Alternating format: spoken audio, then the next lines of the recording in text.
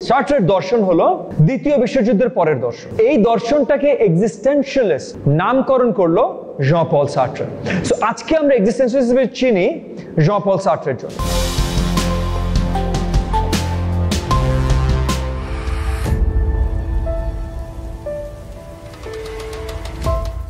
আমরা এক্সিস্টেনশিয়ালিজম কন্টিনিউ করছি না, বলো রাইমাফাস, এক্সিস্টেনশিয়ালিজম কন্টিনিউ করছি। গতবার আমরা Kierkegaard আর Nietzsche নিয়ে কথা বলেছিলাম। Kierkegaard is the founder, if you will, in many ways, who first expressed ideas that could be categorized as existentialist. কিন্তু Kierkegaard কখনো existentialism বলেনি। Kierkegaardের আলোচনায় তোমাদের কাছে পরিষ্কার হয়ে গেছে যে Kierkegaard শুধু existentialism বা অন্য কোনো নাম বলার কথা না। Kierkegaard was a Christian. So she basically the idea, kernel of the Christian idea, so the core of the Christian idea ke 19th century বা mid 19th century ডেনমার্ক বা ওয়েস্টার্ন ইউরোপের কাছে তাদের মতো অ্যাকসেপ্টেবল ভাবে পরিচিতি দেয়া কাজ করছিল। সো তখন সেদিনকার আলোচনা যেটা এসেছে তখন যেটা ছিল মোর কার্টেসিয়ান ফিলসফি, রাইট? সো এই কার্টেসিয়ান ফিলসফিকে তোমার ক্রিশ্চিয়ান কাউন্টার পয়েন্ট হিসেবে কাজ করেছে Kierkegaard, or at least Kierkegaardের চেষ্টাটা সেটা ছিল। হয়েছে কি পরের কথা, Kierkegaardের চেষ্টাটা ছিল হলো কার্টেসিয়ান ফিলসফির counterpoint, the Christian counterpoint. কিন্তু আজকে যখন উই লুক ব্যাক তখন আমরা দেখি যে এক্সিস্টেনশিয়ালিস্ট ফিলসফির উৎপত্তি আসলে ছিল ডিসপেয়ার। এক একজন এক একটা কথা বলে। সো Kierkegaard বলতো ডিসপেয়ার, Nietzsche বলতো অ্যাঙ্গুইশ। আজকে যার কথা বলবো সার্ট্রে, জন পল সার্ট্রে বলতো নজা। জানো কি নজা? হলো ওই যে মাথা ঘোরা বমি পাওয়া নজা। সো সার্ট্রে বলে নজা। সো Kierkegaard এক্সিস্টেনশিয়ালিজম বলেনি। নিচে এসেও কিন্তু এক্সিস্টেন্সিয়ালিজম বলেনি। নিচের পয়েন্টটাই ছিল আইডিয়াস। সো যেখানে মনে করো আমরা যে জেনিওলজি অফ মোরালস নিয়ে কথা বললাম, ইভেন দাস স্পোক জারাথুস্ট্রা মানে উবারমেন্স নিয়ে কথা বললাম, নিচের পয়েন্টটা কিন্তু ছিল আইডিয়াস। এন্ড নিচে did have big sense of himself. Again তোমাদেরকে ওই ব্যাকগ্রাউন্ডটা মনে রাখতে হবে যে এরা কেউ কিন্তু সামাজিক অর্থসামাজিক খুব ভালো অবস্থা থেকে আসা লোকজন আর কি, যারা হয়তো স্ট্রিট লাইফ বা রিয়েল লাইফের হার্শনেস ইন মেনি ওয়েজ, মানে তাদের লাইফ যে রিয়েল লাইফ না তা না, বাট মানে আমরা যখন রিয়েল লাইফ হার্শনেস বলতে যে জিনিসগুলো আমরা বুঝি সেই হার্শনেস গুলো হয়তো তারা কখনো ফেস করেনি।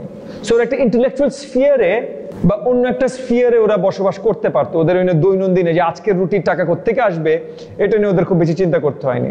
যেমন এর আগে কান্ট সাহেবকে নিয়ে যখন আমরা কথা বলেছিলাম, কান্ট সাহেব ইন্টেলেকচুয়াল স্ফিয়ার থেকে কখনো বের হয়নি, কিন্তু রুটির হিসাব কিন্তু ওনার করতে হতো। নিচে Kierkegaardের এই রুটির হিসাব কখনো করতে হয়নি, এইভাবে যদি চিন্তা করো। কিন্তু Nietzsche was more of a man of ideas. He dictated ideas, he mapped ideas. So নিচে ওই হিসেবে তুমি যদি চিন্তা করো যে হেগাল এদের উত্তরসূরি ছিল, নিচে mapped ideas। কিন্তু সার্ট্রে হলো এদের 20th century ভার্সন। সো সার্ট্রে আসলো হলো নিচে Kierkegaard নিচের 100 বছর পর। সো সার্ট্রের ফিলসফি, সার্ট্রের দর্শন হলো দ্বিতীয় বিশ্বযুদ্ধের পরের দর্শন, এবং এই দর্শনটাকে এক্সিস্টেনশিয়ালিস্ট নামকরণ করলো জন পল সার্ট্রে। সো আজকে আমরা এক্সিস্টেনশিয়ালিস্ট হিসেবে চিনি জন পল সার্ট্রের জন্য। সার্ট্রে এটাকে এক্সিস্টেনশিয়ালিস্ট নামকরণ দিল। সার্ট্রে এগেন বিলংস টু ওইরকম ওই যে সাদা, ইন এ কলোনিয়াল ওয়ার্ল্ড, সাদা the কলোনিয়ালিস্ট, not the colonies, the colonialist French ছিল সার্ট্রে। মানে সার্ট্রে অনেকভাবে স্পেশাল। সার্ট্রে ওই আমলের তুমি ধরে নিতে পারো the first সুপারস্টার ইন্টেলেকচুয়াল।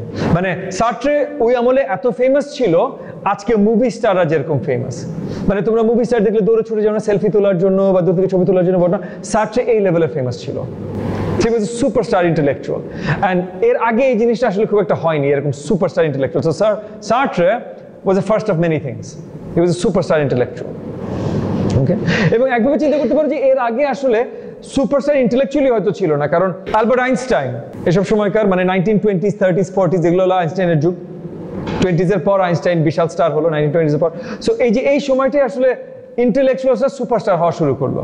আজকের ইন্টেলেকচুয়ালসরা সুপারস্টার হয় না। এটা নিয়ে আমরা আলোচনা করেছিলাম ক্লাসে যে the democratization of media and sort of the lowest common denominator, যে তোমরা ইন্টেলেকচুয়াল শো দেখো না। রিমেম্বার তোমাদেরকে একটা চ্যালেঞ্জের মধ্যে দিয়েছিলাম যে ইন্টেলেকচুয়াল আমেরিকান শো বের করতে পারলে আমি 5টা বোনাস পয়েন্ট দিব। সো আজকে আর intellectuals are no longer celebrated, but মাঝখানে একটা সময় ছিল যেখানে intellectuals were celebrated. People like, even artists-দেরকে আমরা intellectual হিসেবে যদি ধরি, তাহলে people like Picasso and whatnot, they were celebrated. Anyway, moving on, যেটা বলছিলাম, Sartre was a superstar intellectual. Sartre নামকরণ করলো existentialism. So এই যে প্রথম যে কিয়ারকেগার্ডের existentialism নিয়ে কথা বলার সময় যে কথাটা শুরু করেছিলাম, যে existence precedes essence, এই উক্তিটা জন পল সার্ট্রের। এবং এটা রিমেম্বার, কারণ আমরা যখন অ্যারিস্টটল নিয়ে কথা বলছি, Aristotle founder of western philosophy in many ways যদি চিন্তা করো, অ্যারিস্টটলকে নিয়ে যখন আমরা কথা বলি তখন বলি এসেন্স প্রিসিডস এক্সিস্টেন্স, রাইট? কারণ আমাদের একটা এসেন্স আছে, there is something that is more closer to perfection, এবং আমরা ওই পারফেকশনের দিকে ছুটি। এখন অ্যারিস্টটল কোনো গড বা স্পিরিচুয়াল এক্সিস্টেন্স নিয়ে কথা বলে না, right? Plato's forms are different জিনিস ছিল, forms R Aristotle's essence are different things, but still ওরা মানে God and deities নিয়ে কথা বলে না, কিন্তু একটা এসেন্স আছে, একটা মোর পারফেক্ট একটা জায়গা আছে, যেই জায়গাটায় আমি যেতে চাই, এটা মোর ইউডাইমোনিয়া হতে পারে, ইউডাইমোনিয়া, ওই জায়গাটায় যেতে চাই। সো তোমার একটা হাতুড়ির এসেন্স আছে, থাকতেই পারে, হাতুড়ির এসেন্স হলো পারফেক্ট হাতুড়ি হওয়া, ভালোভাবে কাজ করা। সো আমি যদি হাতুড়ি নিয়ে একটা নেল পুশিং করতে চাই, পেরেকে বাড়ি দিলে যদি হাতুড়িটা ভেঙে যায়, ওই হাতুড়িটা কি ওর এসেন্সের কাছে যেতে পেরেছে? না, তার মানে ওর একটা পারপাস আছে, তার মানে ওর একটা পারপাস আছে। এসেন্সটাকে আমরা আরেকভাবে যদি ডিসক্রাইব করি, আমরা বলতে পারি একটা পারপাস, তাহলে ওই হাতুড়ির একটা পারপাস আছে। সো ওই হাতুড়ি ওর এসেন্সের ততই কাছে যেতে পেরেছে যত ওই পারপাসটা ওরা ভালোভাবে সার্ভ করতে পারে। সাপোজ মনে করো মুনিয়ার একটা পোষা কুকুর আছে, ও ভালোবাসে কুকুরটাকে, আদর করে, টেক্স কেয়ার, একটা স্যাটিসফ্যাকশন দেয়। তোমাদের কারো পেটস আছে? যাদের আছে তারা এই জিনিসটা উপলব্ধি করতে পারো, রাইট? হ্যাঁ, এটা দেয়। তাহলে ওই যে ওর পেট কুকুরটার এসেন্স বা পারপাস হলো মুনিয়ার স্যাটিসফ্যাকশন, মুনিয়াকে খুশি করো, ওটার একটা এসেন্স আছে। তাহলে ঢালির অ্যারিস্টটল বলছে একটা এসেন্স আছে ইউডাইমোনিয়া, রাইট? তাসিনের একটা এসেন্স আছে ইউডাইমোনিয়া। তাহলে এই এসেন্সটা আগে আসে, তারপর তাসিন এই ইউডাইমোনিয়ার দিকে ছুটে, রাইট? তাহলে এসেন্স আগে, তারপর এক্সিস্টেন্স। মানে ওইটা টান দেয়, ফর্মস আর essence not the same thing, but yeah, মানে তুমি এই লাইন অফ আর্গুমেন্টে এই আর্গুমেন্টটা সিমিলার না, সেমই বলো, বাট তাই বলে ওই দুটো এক্সাক্ট সেম জিনিসটা কিন্তু।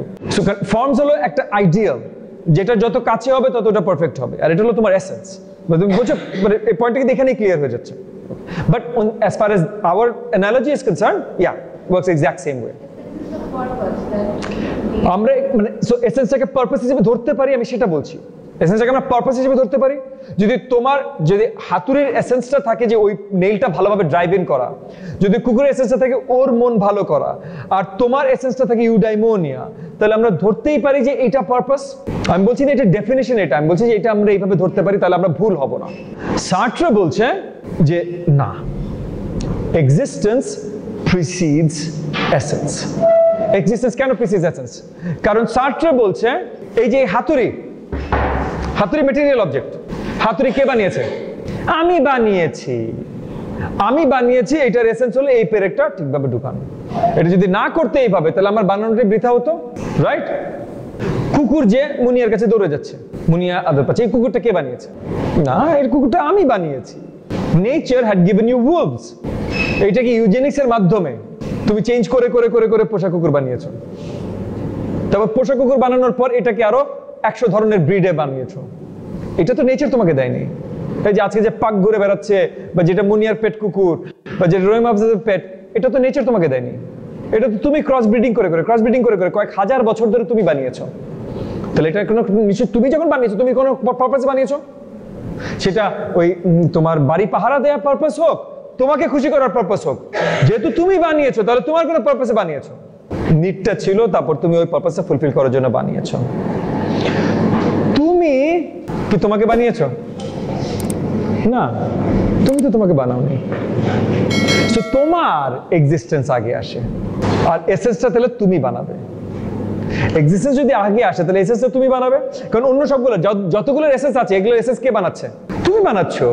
সো এগুলো হলো বিইং ইন ইটসেলফ, ও যেটা বলে বিইং ইন ইটসেলফ। সো সার্ট্রে দুটো জিনিস বলে, being itself, in itself, being for itself. আমরা বিইং এর অন্টোলজিতে যাব না, কারণ সার্ট্রের ফিলসফির নামই হলো ফেনোমেনোলজিক্যাল অন্টোলজি। ফেনোমেনোলজি আমরা পেয়েছি এডমন্ড হাসেলের থেকে। ইটস বেসিক্যালি এই যে তোমার আমাদের এই যে ফেনোমেনোলজি হলো আমরা নিউমেনা দিয়ে না, মানে ওই যে এ প্রায়োরি নলেজ দিয়ে না, আমরা ফেনোমেনা থেকে জানতে পারি। We know from things that exist, our experiences of things that exist. So all of epistemology, but যেটাই আছে, যেটাই আমাদের জ্ঞানে আছে এবং যেটাই এক্সিস্টিং আছে, সবকিছুই আমরা যেটা নিয়ে জ্ঞান পেতে পারি, যেটা আছে সেখান থেকেই পেতে পারি। এই দর্শনটাকে বলে হলো phenomenology. So it's based on phenomena, not noumena. Noumena কি? নুমেনা হলো ওই যে a priori knowledge. Okay, so phenomena, এটাকে ফেনোমেনোলজি। ফেনোমেনোলজি খুব বেশি জানার দরকার নেই, এটা হাসেলের ফিলসফি, এটা নিয়ে আমরা এই ক্লাস আলোচনা করছি না। কিন্তু সার্ট্রে হাসেলকে ফলো করে, এডমন্ড হাসেলকে ফলো করে সার্ট্রের ফিলসফিকে বলছে ফেনোমেনোলজিক্যাল অন্টোলজি। অন্টোলজি হলো স্টাডি অফ বিইং, মানে এই যে তুমি আছো বা যে কিছু আছে, এই যে বিইং, এইটার স্টাডি, এটা যে আছে, এটা কেন আছে, কিভাবে আছে, এই স্টাডিটা হলো ontology. Okay, the study of being. So ফিনোমেনার মাধ্যমে, নোমেনা বাদ দিয়ে, কারণ নোমেনাতে যখনই তুমি যাবে তখন কি, তখন তোমার একটা খোদা তলা বা কিছু আসতে হবে। মানে মনে করো অনেকভাবে আর্গিউ করলে ওই প্লেটোর ফর্মসও ওই টাইপের কিছু একটা জিনিস, ও জাস্ট খোদা বলেনি, কিন্তু ওই টাইপের কিছু একটা জিনিস, কারণ আমাদের রিচের বাইরে পারফেকশন, রাইট, প্রিন্সিপাল মুভার যেটা অ্যারিস্টটলের। সো তাহলে এইটা বলছে এইটা নাই। ফেনোমেনোলজি প্রথম থেকে ক্লিয়ার করে দিচ্ছে এটা নাই, এভরিথিং ইজ ফেনোমেনা, নোমেনা নাই।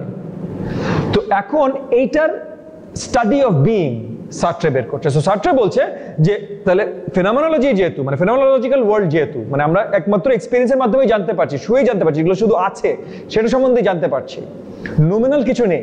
তাহলে এখন দ্য বিইং, মানে আমার এক্সিস্টেন্স, তোমার existence, the being as itself, এটার আন্ডারস্ট্যান্ডিংও ফেনোমেনোলজি থেকে আসতে হবে। সো এই ফর্মস বা এইসব দিয়ে হবে না।